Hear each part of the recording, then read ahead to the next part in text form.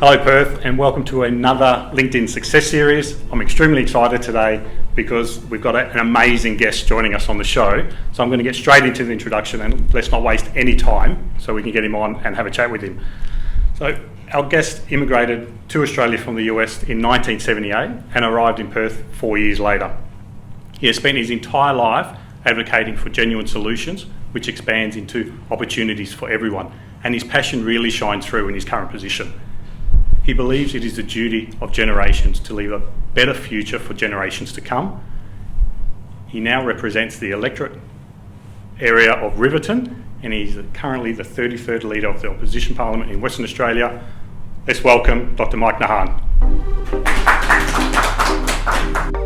Hello, Mike. Hi, how are you? It's a pleasure for you to, make the time to join us today. Mm-hmm. And so basically, my question to you today is going to be with filling in the shoes of someone like Colin Barnett being an institution, basically, for the party and so on. How are you coping with this so far? Yeah, Colin was probably one of the best recognized politicians in Western Australia. He'd been in the game 27 years. And was known before that because he ran the Chamber of Manufacturing at the time. And I'm not new to the game. I was a high-profile economist before that, but I've been in politics for 8 years and I was the treasurer. But he left a major legacy that we're seeing unfold with major developments: the stadium, Yagan Square, PCH, the new Children's Hospital, you name it. It just transformed the state. He was a big development person. He did it at the right time when we needed it. And even though we lost the election by a large margin, I think people will look back and say he set up Western Australia, and particularly Perth, but whole Western Australia, for generations. I mean, you certainly did because when I moved to Western Australia 10 years ago, I spent only a year in Perth. Then I was abroad working for 7-8 years. When I came back, I could not recognize Perth anymore. When he came into government in 2008, Perth the word was Dullsville.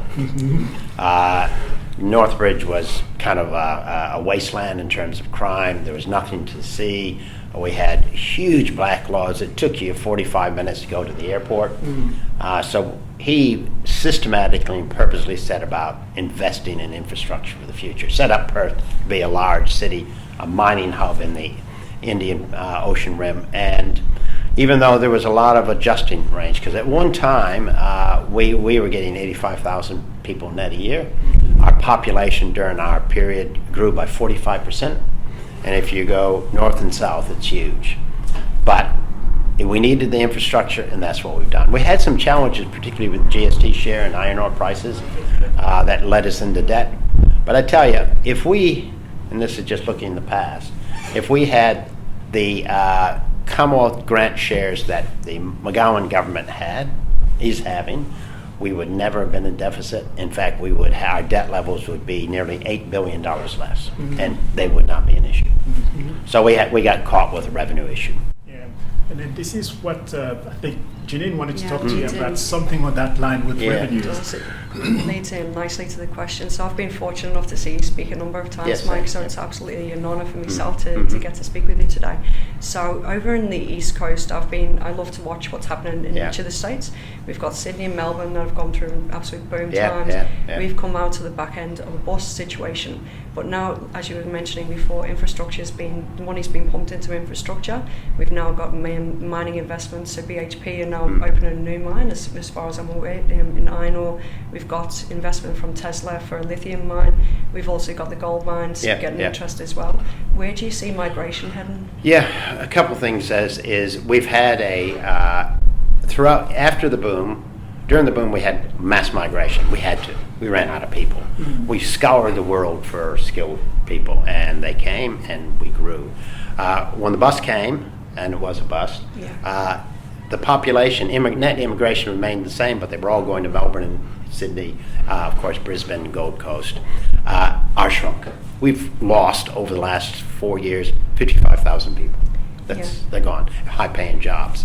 And so the question is it going to equalize? Are the people going to come back?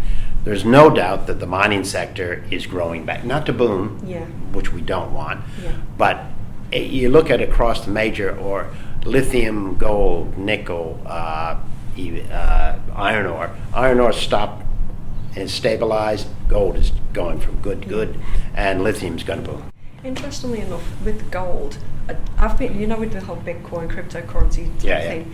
Do you think that people are going back to the more tangibles? I don't not do it in now. Bitcoin, but you know what I mean? I used to speculate on gold shares. I don't anymore. Yeah. I don't own any. But there's a large number of people who think that. I can't say it, but the real problem we have with our mining sector is twofold. One, getting those skilled people who were in the mining industry, who now often left the state for the construction jobs in Sydney, coming back.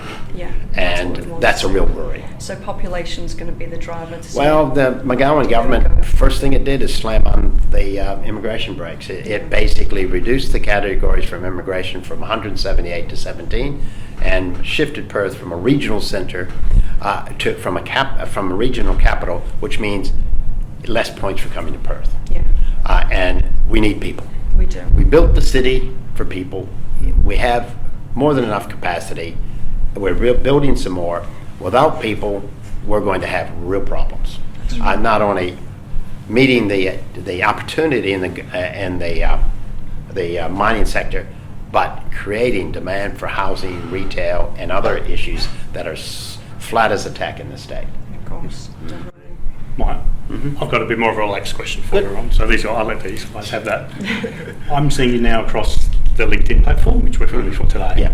And I see you across Twitter regularly. Yeah. Can you give us a little bit of an insight? Why do you use these platforms? Well, Twitter is often communicating with the media and the chattering class, if you wish. And it's very simple, and just flag I have an issue. So that's why we do that.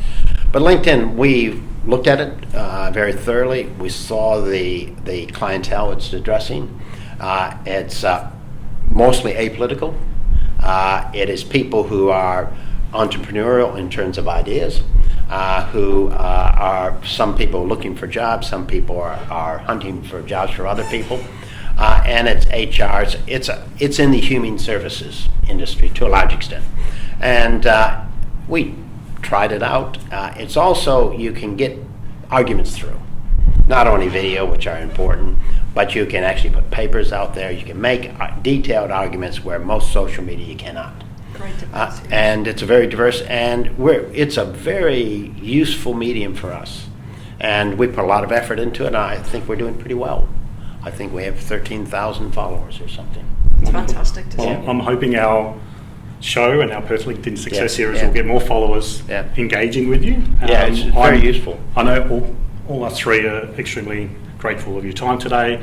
We look forward to seeing what you further do within Parliament, as well as WA in general, as well as LinkedIn, obviously. I'll be using LinkedIn more, particularly in communicate, debate ideas. But one thing, LinkedIn doesn't work unless you get two-way feedback, and that's another positive aspect of it. I looked at my LinkedIn communication every morning on the way to work. Sometimes if I have a driver, so You've heard it here first. Only when I have a driver. Excellent. Well, on that wonderful tip, Mike, on behalf of us three, thank you very much for spending some time with us today. Good to meet you again. Thank you. And thank you. Yeah. And Perth, until next time, stay strong. Thank you. Yeah. Thank you. Bye. Cheers.